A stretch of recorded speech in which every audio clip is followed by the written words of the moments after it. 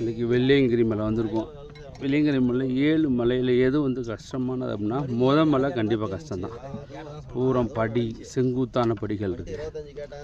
அதுக்கடுத்து இப்போ உட்காந்துருக்க 7வது மலை அது செங்குத்தாக இருக்குது.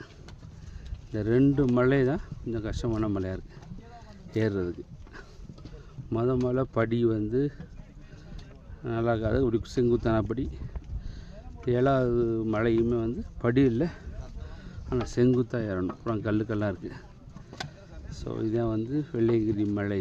7 மலையில் எது கஷ்டமான மலைனா மலை ஏறுவதும் 7ஆம் மலை ஏறுவது தான் ரொம்ப கஷ்டம். மீதெல்லாம் ஒன்றும் ப்ராப்ளம், ஒன்றும் பிரச்சனை கிடையாது, கொஞ்சம் பரவாயில்ல. இதே வெள்ளையங்கிரி மலை, இதே சிவனை நம்ம பார்க்க போகிறோம். மேலே 7வது மலையில் சிவன் இருக்கார். உட்காந்து போய்கிட்டு இருக்கேன்.